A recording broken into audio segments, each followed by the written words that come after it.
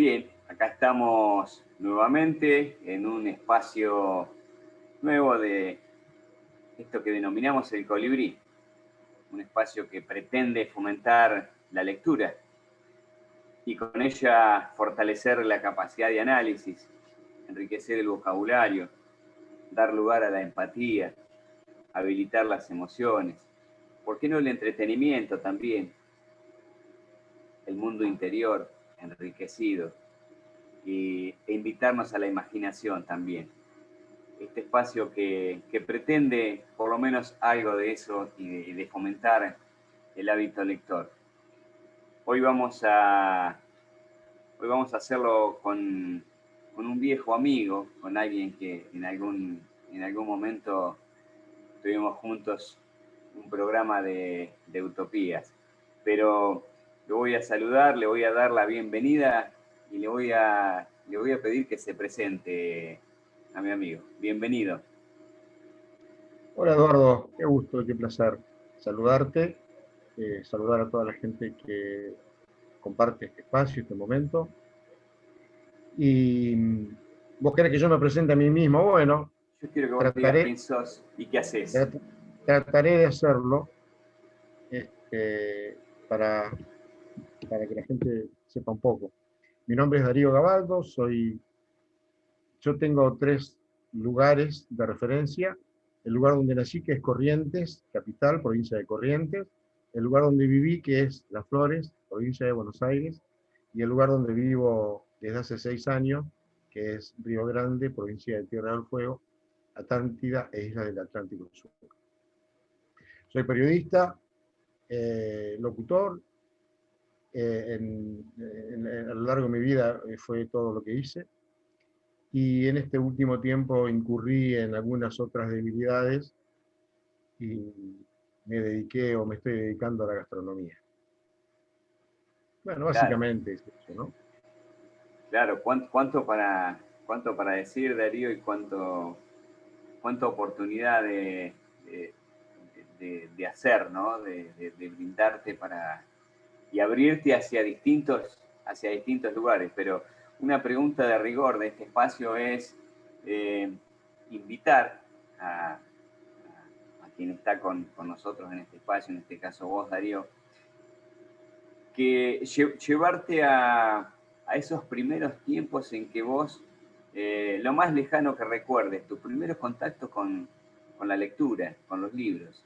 ¿A dónde nos vamos, Darío? Y nos vamos a la escuela primaria, nos vamos al primer grado, ahí segundo grado. Eso fue lo que primero tuve, ¿no? El libro de lectura, creo que era Agüita Clara. Vamos. Este, sí, creo que se llamaba Agüita Clara, un libro de lectura de escuela, ¿no? Que teníamos en ese tiempo.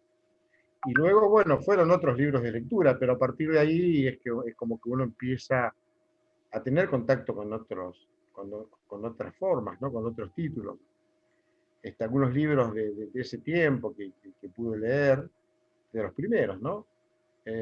Recuerdo uno que me regaló mi papá cuando yo tendría 7 o tal vez 8, que era el libro de la selva.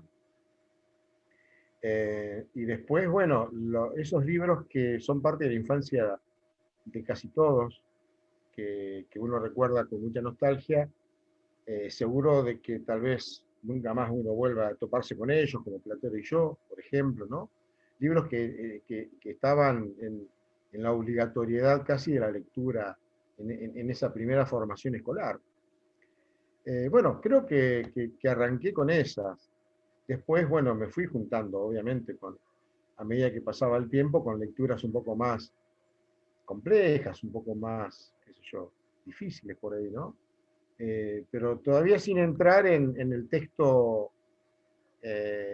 digamos, de comprensión o de alta comprensión, eh, pero que aún así nos permitía entender en primera instancia, eh, bueno, cosas del aprendizaje, siempre en torno a la escuela. Y también recuerdo en quinto grado, cuarto, quinto grado, haber empezado a estudiar el idioma alemán, y ahí teníamos, en la Biblioteca 25 de Mayo, en Las Flores, ahí teníamos una profesora, Nelly Bühler de Dieter, que nos enseñaba alemán, y recuerdo un libro que todavía conservo que se llama Ina und Udo, que es como una especie de libro de primer grado, ¿no? De la escuela primaria. Eh, y bueno, y después otras cosas que uno fue viendo en la escuela, y a medida que iba avanzando, obviamente ya, que yo, por ejemplo, en la secundaria ya te metías con la literatura importante, ¿no? Con el Quijote, con el Cid Campeador, bueno, con esas cosas.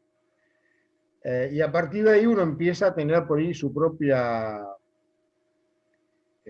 interés, y te empiezan a interesar algunas otras cosas fuera de eso de lo que uno ve en la escuela, o lo que en la escuela de alguna manera te llevaba a ver, ¿no? Pero básicamente es eso, Eduardo, no creo que sea diferente a lo de muchas otras personas. Lo que sí podría resaltar es que me llevó rápidamente eso a la escritura. El hecho de leer inmediatamente me llevó a la escritura, y recuerdo haber escrito en segundo grado una poesía muy simple, muy sencilla, que me animó después a seguir escribiendo algunas cosas sueltas, y en sexto grado haber escrito un cuento de dos carillas, y bueno, y a partir de ahí escribir, y bueno, y ya después seguí escribiendo hasta que terminé escribiendo kilómetros y kilómetros de líneas, en la redacción periodística, ¿no? Pero bueno, eso ya es otro tema. Darío, ¿guardás algo de eso que escribiste en esos primeros trazos en la primera poesía y todas esas cosas? ¿Lo tenés? No, no, no. No, no, no. Se han perdido casi todo, se ha ido perdiendo. Uno que tiene muchas mudanzas, encima, viste lo que son las mudanzas. No sé si te has mudado muchas veces. Pero yo me mudé muchas veces, y la verdad que las mudanzas son un caos, no solo en sí mismas, sino porque uno deja cosas o pierde cosas en cada mudanza, y es inevitable que eso pase. Así que bueno, he ido perdiendo muchas cosas, algunas muy valiosas, otras que seguramente jamás podré recuperar, ¿no? Que jamás volveré a tener. Pero bueno, he hecho ese duelo, he ido haciendo esos duelos que para mí son importantes, porque todo eso forma parte de la vida que uno ha hecho, de los tiempos que ha vivido, de experiencias que ha tenido, y lamentablemente uno lo ha podido reflejar en un papel que, bueno, después con el tiempo y con las vicisitudes que a veces suceden, se van perdiendo. Tengo algunas cosas tengo, pero ¿sabés por qué? Porque las guardó mi madre. Claro. Entonces, claro, ¿viste? Como mi madre las guardó, están en algún lado, o ella las tiene. Algunas me las fue dando con el tiempo, mirá, te voy a dar esto porque lo guardé, qué sé yo. Y ahí me fui juntando con algunas cosas, pero la verdad es que están y se conservan por eso, porque las tiene ella o porque ella las conservó, y me las pasó a mí en un momento en que yo pude ubicarlas en algún lugar que sí puedo verlo cuando quiero, ¿no? Darío, hablaste de que uno de los primeros libros te lo regaló tu padre. ¿Regalás libros vos? ¿Crees que es un buen Siempre, regalo? siempre, siempre regalo libros. Incluso a mis sobrinos, a partir de que empezaron a tener una edad en donde ya podían, digamos, insertarse en una lectura que le interese, les regalo libros siempre. Y bueno, y amigos y a gente que por ahí uno no sabe qué regalar, siempre termino en el libro, en el mate o en el libro. Esos son los regalos que por lo general siempre termino haciendo. Un lindo mate con bombilla o un buen libro, sabiendo el perfil de la persona a la que te vas a hacer el regalo, tratando de intuir, o por ahí sabiendo, porque uno lo conoce bastante, qué tipo de lectura o tema le puede interesar, pero siempre regalo libros, sí. Siempre es un buen regalo un libro. Darío, ¿tenés algún libro así que vos decís al que volvés permanentemente y lo lees y lo relees? ¿Tenés alguno o algunos? Sí, tengo varios. Eh, Durante muchos años de mi vida leí muchas veces, pero muchas veces, dos libros que me impactaron en su momento por lo que transmitían o por lo que eh, pude, digamos, experimentar con esa lectura, que fueron El Principito y Juan Salvador Gaviota. Esos dos libros me los leí un montón de veces y siempre que pude regalé esos libros, no sé la cantidad de libros que he regalado del Principito, de ejemplares, ¿no?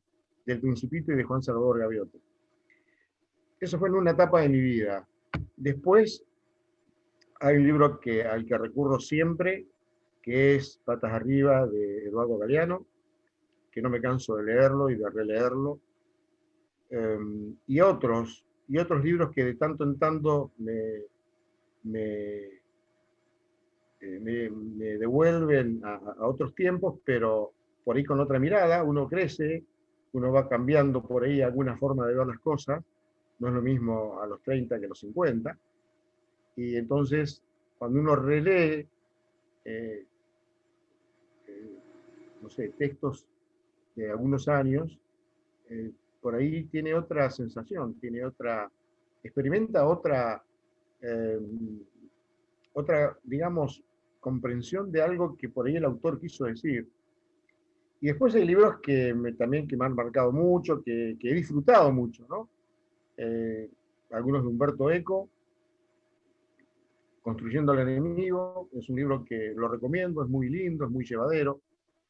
Eh, de Humberto Eco también, otro libro que habla mucho de algo que es terrible que sucede con el lenguaje, que son las traducciones. Cuando uno tiene que interpretar o leer un texto que fue originalmente escrito en otra lengua y que fue traducido, por ejemplo, del inglés al español, supongamos, ¿no? Eh, Ahí hay un problema con eso, porque quien traduce ese texto original muchas veces tiene que recurrir a formas gramaticales que tal vez en algún punto no reflejan exactamente lo que el autor originalmente quiso decir. Y justamente Humberto Eco se dedicó mucho tiempo a investigar esto y escribió un libro que se llama Decir casi lo mismo, que también lo recomiendo porque pone ejemplos que son contundentes y te hace pensar muchas veces y dudar de todo lo que uno ha leído, desde el subtitulado de una película, por decir algo, hasta la traducción de la letra de una canción o simplemente algún texto que uno este, sabe que originalmente se escribió, no sé, en hebreo, por ejemplo, y tiene que leerlo en castellano, pero previamente pasó por el inglés, tal vez. Y entonces lo que pasa con la traducción de los textos también es un tema central porque se tergiversan digamos, lo que en esencia muchas veces dicen los autores, o piensan los autores. Y bueno, después otro libro que realmente me marcó mucho y que también recomiendo, de Humberto Eco, perdón que sea tan recurrente con algunos autores, pero lo que pasa es que la genialidad que tiene que tenía este tipo realmente era un monstruo, ¿no? Y El nombre de la rosa, por ejemplo, si alguien Claro. no vio la película o alguien no leyó la novela, la verdad que se está perdiendo algo impagable, porque es tan completa, es tan profunda y completa y a la vez simple, porque en realidad lo- trata de un tema simple, pero con una profundidad que uno dice, wow, ¿cómo puede ser que alguien escriba de esa forma? ¿No? Me gustó tanto esa novela que después eh, leí unas apostillas. Humberto Eco escribió, luego de esa novela escribió Las apostillas del nombre de la rosa, donde puso un montón de cosas que no dice obviamente en la novela, pero que sí te arriman a cosas que vos decís cómo o por qué escribió esto, o por qué escribió aquello, o por qué planteó algo de esa manera. Y él en esas apostillas cuenta muchas de sus verdades ocultas o de sus secretos o de los recursos que utilizó para escribir, cómo planteó el tema del relato ya ni siquiera en tercera persona, no porque alguien relata algo que alguien dijo, que lo vivió. Entonces se pierde mucho el protagonista de lo que realmente está diciendo quien relata la historia. Bueno, y después muchos autores, no sé, a mí me encanta Felipe Piña, tengo varios libros de él que llevan a la historia nuestra, por ejemplo, y nos hacen conocer a nuestros próceres y a quienes hicieron tanto por el país, por la nación. Y ahí descubrís que te mintieron tantas veces, ¿no? Que uno había comprado, claro, había comprado y hasta hubiera matado por algunas verdades y sin embargo eran mentiras. Bueno, y así con un montón de cosas que con el tiempo vas viendo y te vas enterando y la verdad es que es un universo tan infinito que yo siempre digo, voy a una librería y digo cuánto que me falta leer. Y soy de esos tipos que podría pasarse en una librería encerrado una semana sin salir, sin pandemia, ¿no? Con las Sí, posibilidades de sí, estar en sí. cualquier lado. Tranquilamente Sí. me puedo quedar una semana, día y noche sin salir en una librería, o más incluso. A veces me pregunto por qué no puse una librería, pero bueno, qué sé yo, ya es tarde. Bueno, Ya es como que uno no tiene ganas. nunca es tarde. Darío, interesantísimo, la verdad que apasionante lo que decís y por supuesto sobre Humberto Eco, que también escribió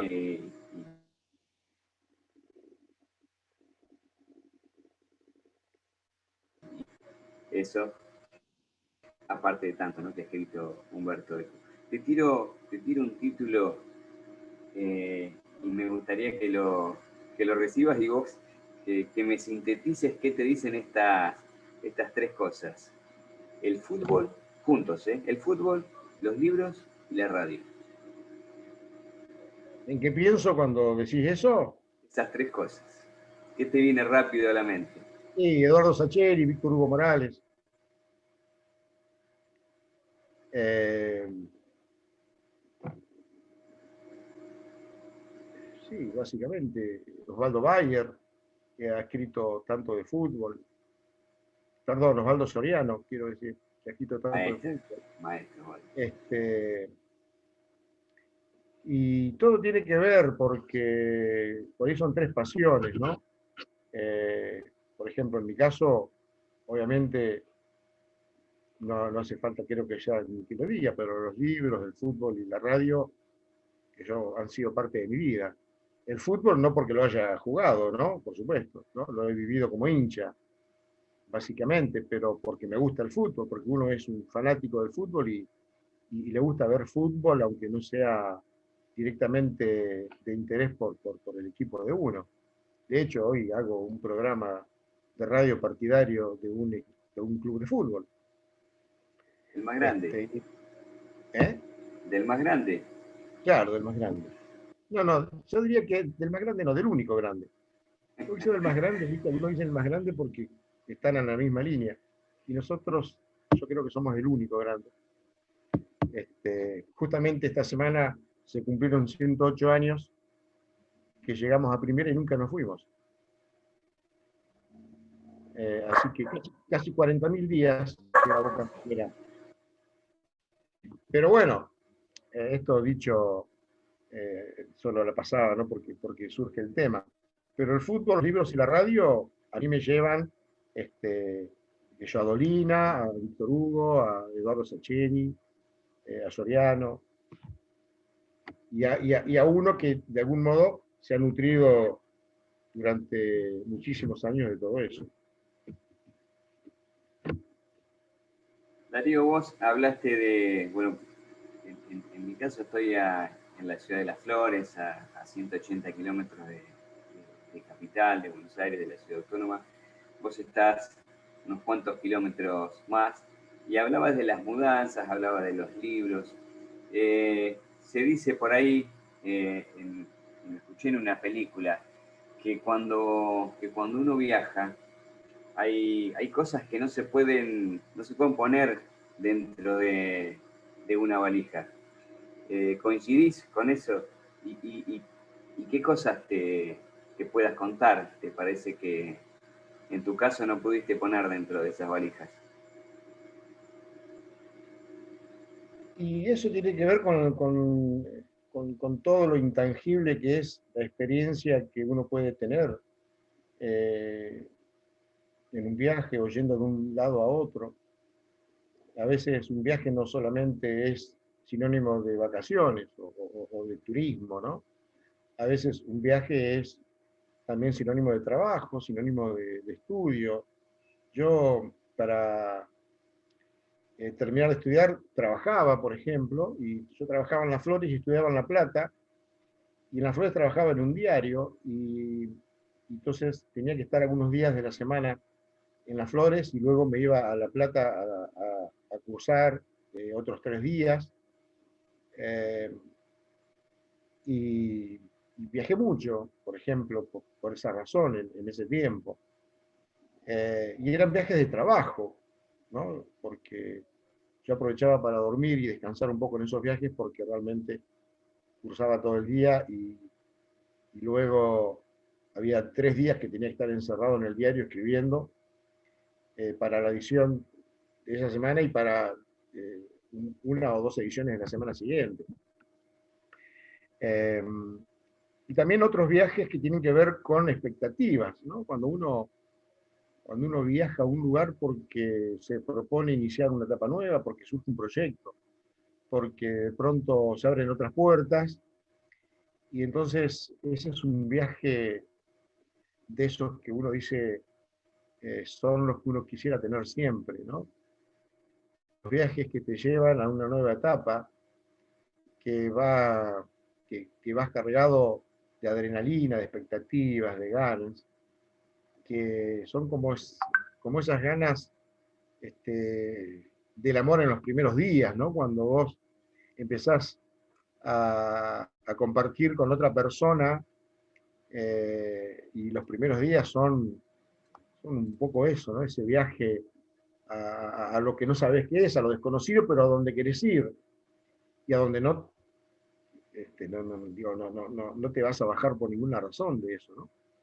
Y bueno, todo eso creo que va en la valija, en esa valija va eso, pero también va lo que uno ha hecho, lo que uno lleva, lo que uno fue, no sé, por ejemplo, en materia laboral o profesional, cuando yo llegué a Río Grande, traje en mi valija el bagaje de cosas que he hecho trabajando tanto este, durante mucho tiempo, ¿no? En tantos lugares, que obviamente eso te dan una gran experiencia.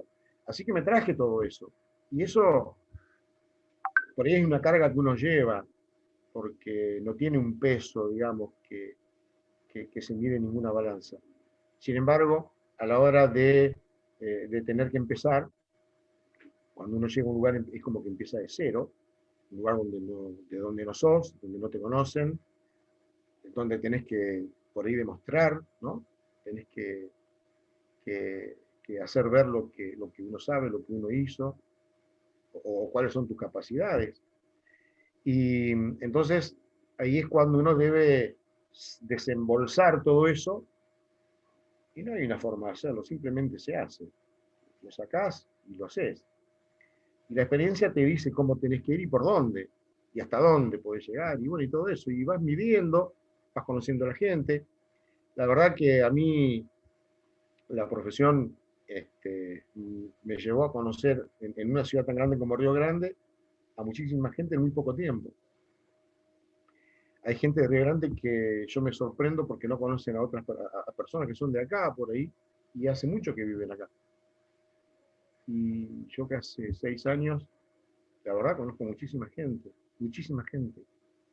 Y, y esta es una ciudad que te abraza, que te recibe, que no te pregunta a qué venís, sino que simplemente te recibe y a lo sumo te pregunta de dónde sos, por si conocen a alguien que es del mismo lugar que es uno, porque esta es una tierra cosmopolita, acá hay gente de todas partes. Una cosa que a mí me llamó mucho la atención desde el primer día en que llegué es que en una reunión, cuando se podía hacer reuniones, de 30 o 40 personas, vos preguntabas a ver quiénes eran los foguinos y solo levantaban la mano 3 o 4.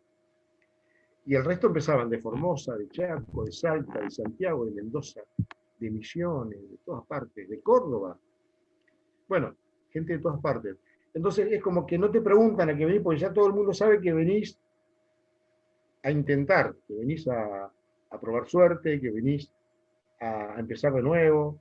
La gente que llega a Tierra del Fuego es como que viene a empezar de nuevo.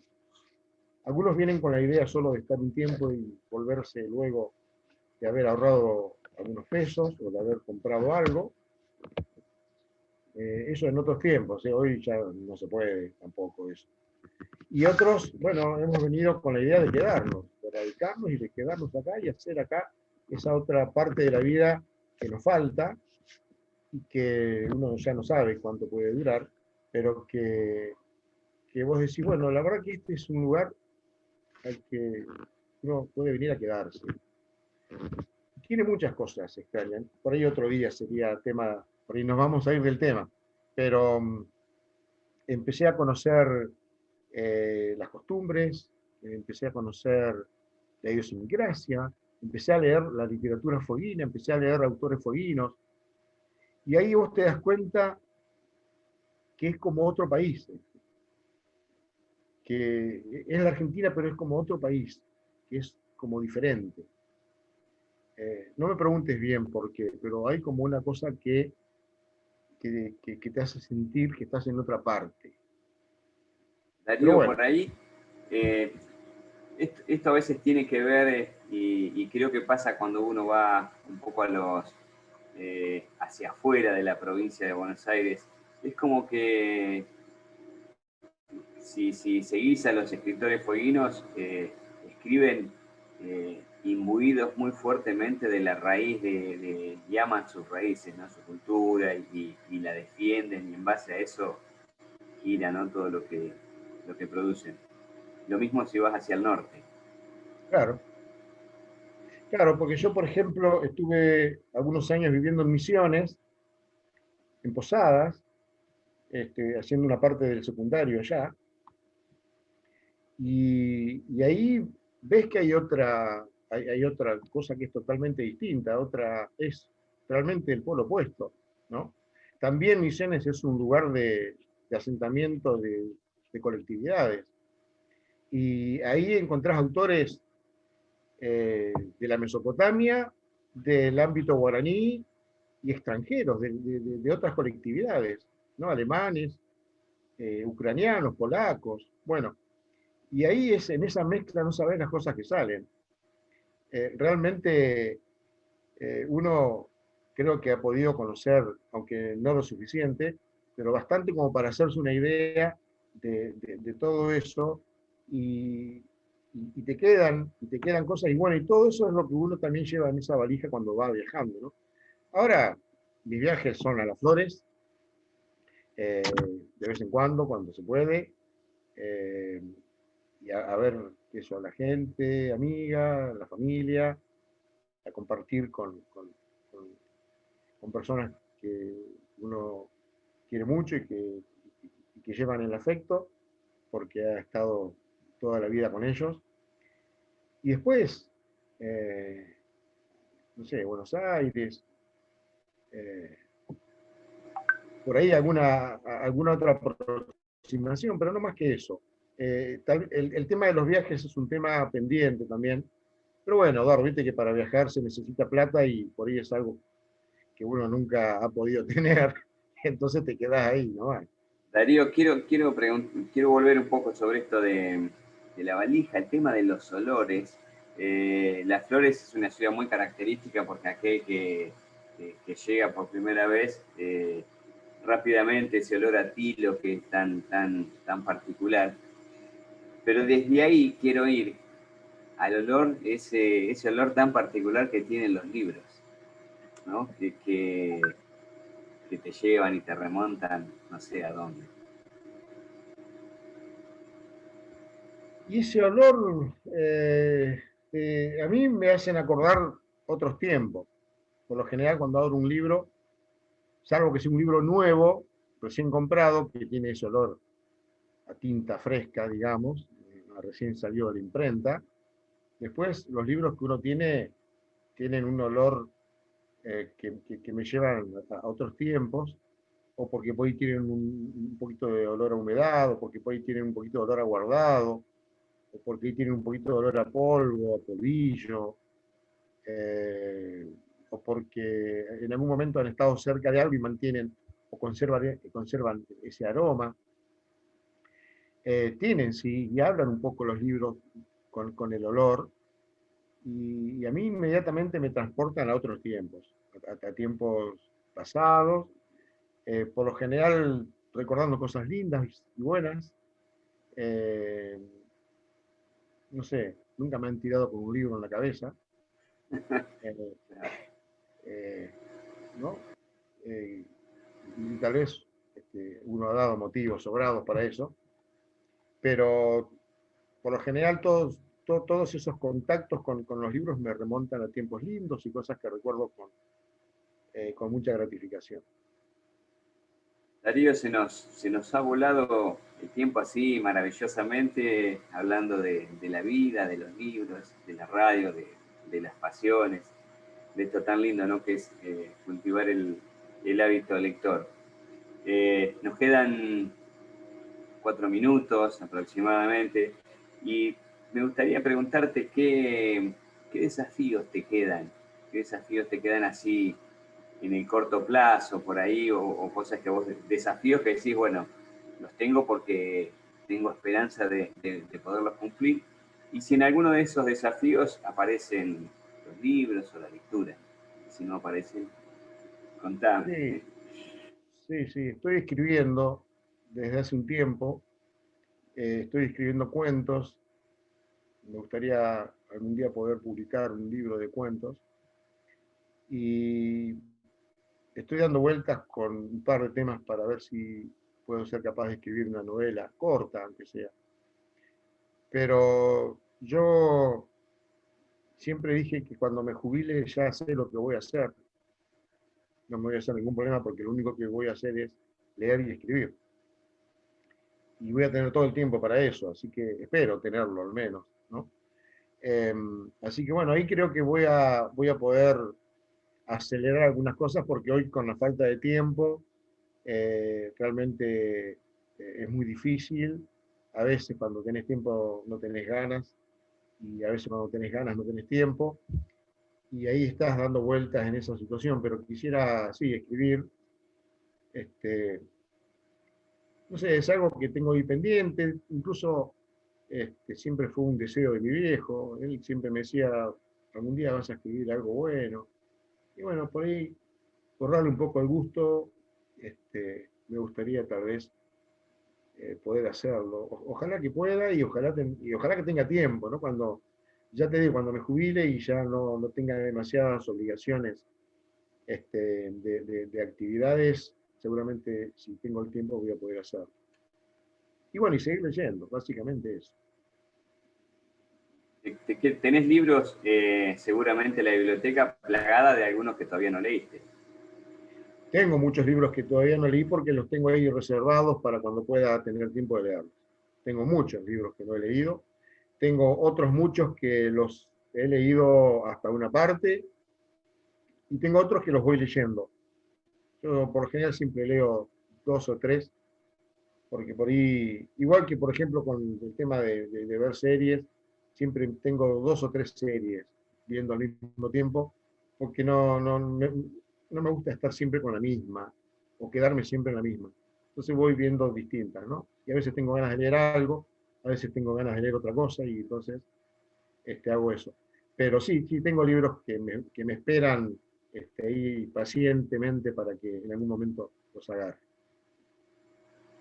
Bueno, Darío, la verdad es que ha sido un placer este reencuentro en un espacio donde casi creo que nos conocimos un poco más, ¿no? Como fue aquel programa de utopías que hacíamos juntos y donde yo empezaba a despuntar el vicio de hacer este tipo de cosas y bueno, siempre con la idea de crecer, ¿no? Y de alimentar el alma y el espíritu.